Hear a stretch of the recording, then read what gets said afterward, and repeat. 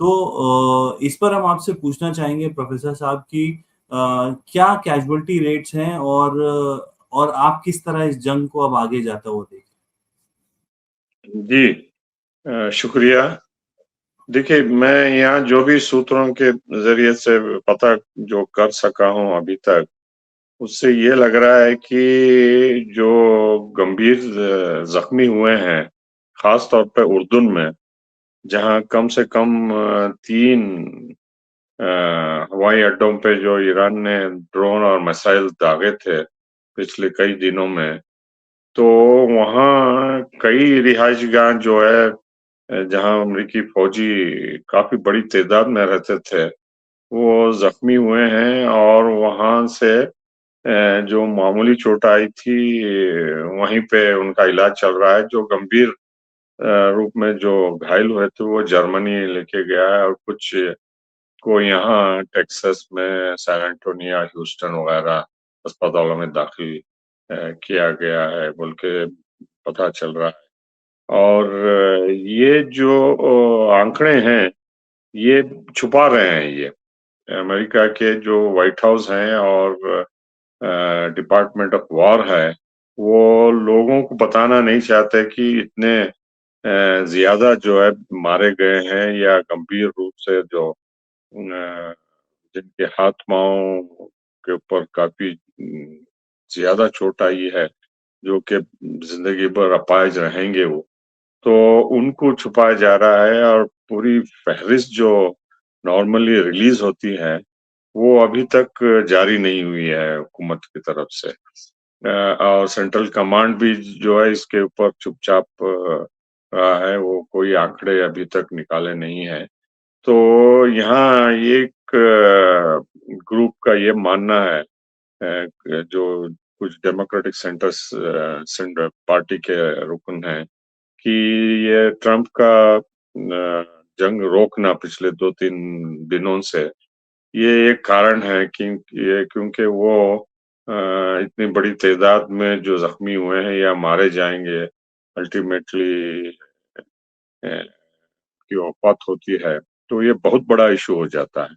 तो इसलिए दूसरा कारण ये है कि कुछ उनके वेपन्स पार्ट्स जैसे एंटी मिसाइल पार्ट्स और पैट्रियट थर्ड्स वगैरह हैं, उसमें भी काफ़ी कमी है, टमाहोक की मिसाइल्स की भी कमी हुई है। हालाँकि उनका ज़ख़ीरा काफ़ी ज़्यादा है, लेकिन वो असल अपने दिफ़ा के लिए रखे हैं 50% या 55%। तो वो उसको छूना नहीं चाहते हैं क्योंकि अल्टीमेटली उनकी नेशनल सिक्योरिटी के लिए रखा गया है।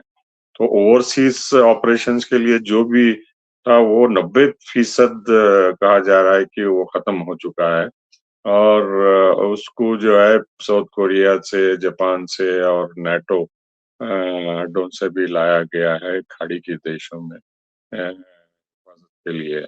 तो ये इतने बड़े पैमाने पे जैसा देखिए ईरान अगर 1 या 2 ड्रोन छोड़ता है, तो कम से कम 4 उनके एंटी ये थर्ड और पैट्रियट मिसाइल्स जाते हैं। तो इतनी बड़ी तादाद में वो इस्तेमाल कर रहे हैं कि उनके अड्डों पे निशाना ना बने ईरान के ड्रोन्स या मिसाइल्स वगैरह।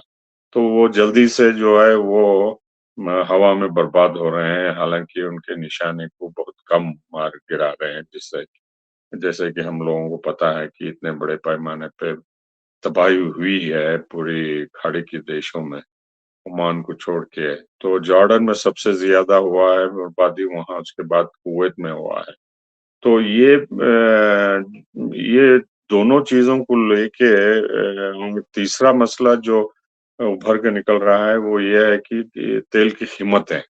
अभी तक हालाँकि कुछ सेंट से कम हुई है यहाँ की कीमत पेट्रोल और डीज़ल में, लेकिन अभी भी खदशा ये है कि कभी भी ये खाड़ी बंद होने की वजह से या बाब अल मंदब का ब्लॉकेड होने से तेल की कीमतें और बढ़ सकती हैं। ये 3-4 मसले जो है यहाँ लगातार न्यूज़ चैनल्स में रिपीट हो रहे हैं, फॉक्स न्यूज़ में और सीएनएन में वगैरह सब लोकल चैनल्स में कि ये तादाद जो ज़ख्मी हुए हैं, मारे गए हैं, हमें पूरी तरह बताया नहीं जा रहा है। और दूसरी बात ये है कि कितना असला ज़ाया हुआ है और कितना बचा हुआ है, क्या ये कारण है?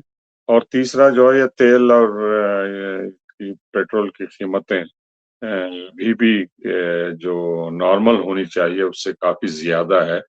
उसको उससे जुड़ा हुआ मसला इन्फ्लेशन भी है, क्योंकि लोग यहाँ अपना बजट जो है मंथली बेसिस पे चलाते हैं। बहुत सारे अमरीकी जो मिडिल क्लास हैं, उनके पास सरप्लस नहीं होता।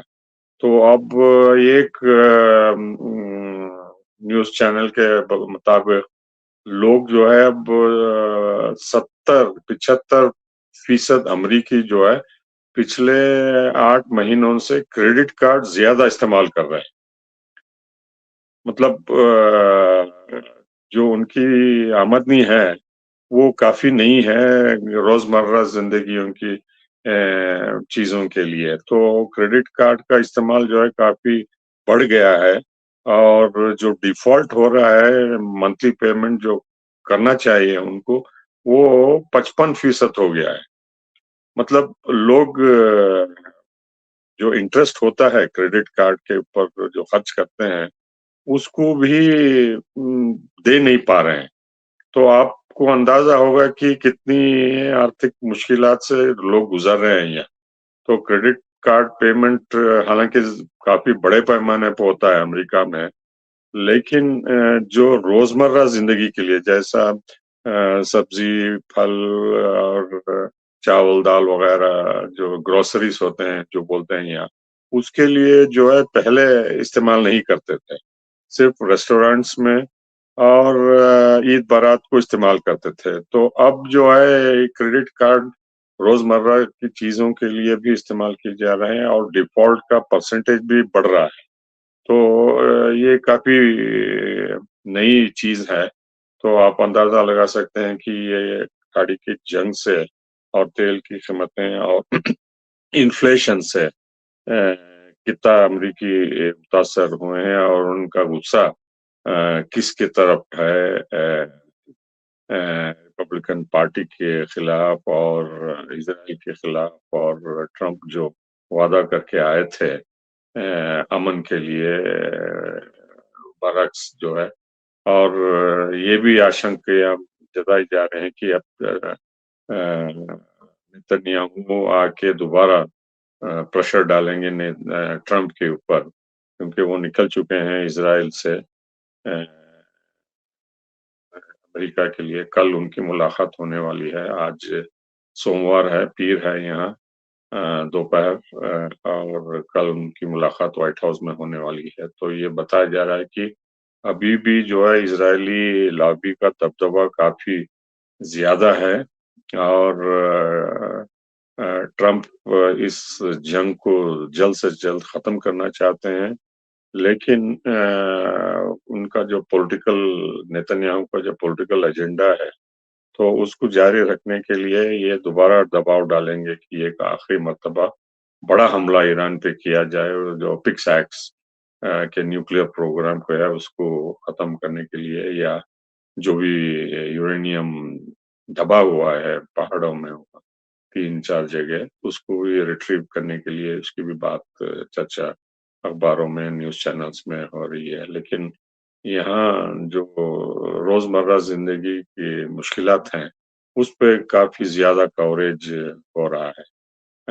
और यहाँ जो बताया जाता था कि ईरान कमज़ोर हो गया, ईरान की आर्मी को या नेवी को, एयरफोर्स को तबाह कर दिया गया है। तो लोग सवाल यही उठा रहे हैं कि अगर ईरान को हमने शिकस्त दे दी, तो ये बमबारी क्यों हो रही है और हमारे लोग क्यों ज़ख्मी और मारे जा रहे हैं और इतनी बर्बादी क्यों हो रही है बोल के हर जगह सवाल उठ रहे हैं और ये मेरे ख़्याल से काफ़ी दिन तक ये इस पर चर्चा होती रहेगी क्योंकि ये मामला इतनी जल्दी थमने वाला नहीं है। जे क्योंकि इन्फ्लेशन एक बार शुरू होता है इकोनॉमी में, तो ये काफ़ी महीनों तक चलता है।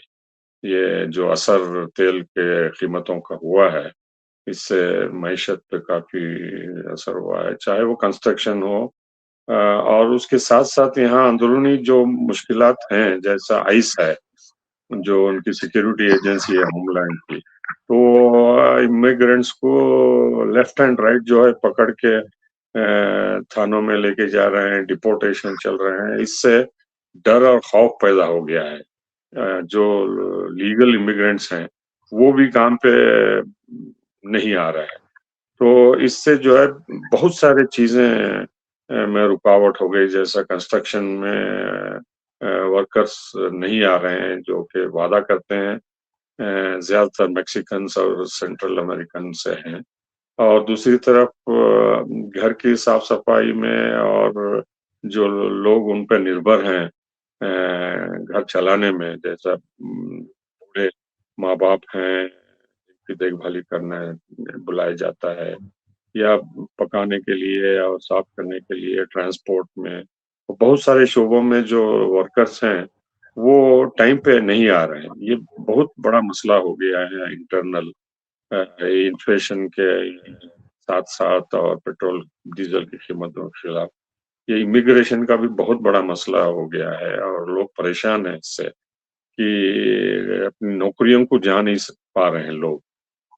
इतना प्रॉब्लम हो रहा है। और स्कूलों में यहाँ तक कि जो स्कूल के ड्राइवर्स हैं उसमें भी कमी है। और आप हर जगह जाएं तो बड़े-बड़े इश्तिहार आप पाएंगे कि आपकी सैलरी दुगनी दी जाएगी ड्राइवर्स को, आप आके हमारे स्कूल की बसों को, वैनों को संभालिए बोल के।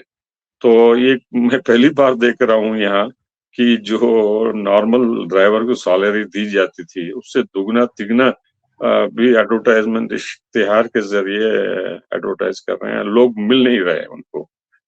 तो ये इंटरनल मसला इमिग्रेशन का और ट्रम्प एडमिनिस्ट्रेशन का जो है, ये भी काफ़ी गंभीर सोशल प्रॉब्लम्स खड़े कर दिए हैं। और इससे ये इंटरनल प्रॉब्लम और एक्सटर्नल प्रॉब्लम से लोग जो हैं यहाँ 300 मिलियन से ज्यादा पिट रहे हैं, कसे जा रहे हैं। और इन पे प्रेशर इतना बढ़ रहा है कि ये जो इंडस्ट्रीज सेटअप करने की बात जो ट्रम्प कर रहे हैं, इससे जो है लोग यहाँ खुश नहीं है कि ये इंडस्ट्रीज असल में स्टार्टअप करेंगे, स्थापित होंगे और लोग काम करने के लिए कौन-कौन आएँगे। क्योंकि यहाँ के लोग तो बहुत कम इंडस्ट्रीज में जाएँगे, क्योंकि उनके पास जो डिग्री होनी चाहिए, उनके पास नहीं है। तो ज़्यादातर इमिग्रेंट्स ही आके यहाँ काम करते हैं, अच्छे से जी पोज़ीशन भी मिड लेवल पे वगैरह। तो शॉर्टेज ऑफ लेबर, आप अगर मार्केट में जाएँ, तो हर एक दुकान के सामने एक इश्तिहार होगा कि वी आर हायरिंग पीपल। चाहे मैकडॉनल्ड्स हो, केएफसी हो या छोटा जूस का दुकान हो या मैकेनिक हो या ड्राइवर हो, हर जगह आपको सभी शहरों में मिलेगा ये। इससे आपको पता चलता है कि यहाँ की आर्थिक स्थिति क्या है। इन्फ्लेशन से ही नहीं, लेकिन यहाँ शॉर्टेज ऑफ लेबर भी जो लोग छुप छुप गए हैं, अंडरग्राउंड हो जी, गए हैं, जैसा आप बोलते हैं कि लेबर डर के खौफ के मारे जो है वो बाहर नहीं आना चाहते हैं और पकड़े नहीं जाना चाहते हैं ये आइस के सोल्जर्स के और नेशनल गार्ड के ज़रिए। तो इस जी। लिहाज से जो है यहाँ कारोबार भी जो है कमज़ोर हुआ है। आर्थिक स्थिति उसकी वजह से भी यहाँ कुछ असर लगता है।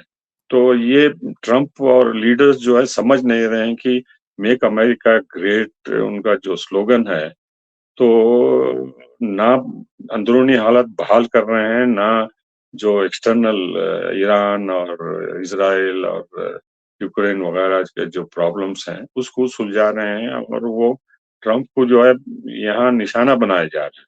सिर्फ डेमोक्रेटिक पार्टी की वजह से नहीं, रिपब्लिकन पार्टी वाले भी लोग, मेयर्स और छोटे-छोटे लोग भी जो है अब खुलेआम कह रहे हैं कि लीडरशिप फेल्योर नज़र आ रहा है। और हम जो है पूरी दुनिया के नज़रों में जो इमेज हमारा होना चाहिए, बताया जा रहा है, वो असल में नहीं है। तो ये कॉन्ट्रडिक्शन यहाँ लोगों को अब पता चल रहा है कि उनकी हालत क्यों खराब होते जा रही है। और मेक अमेरिका ग्रेट का जो उनका स्लोगन था, वो सही हो रहा है या लीडर्स गलत रास्ते पे लेके जा रहे हैं? जी।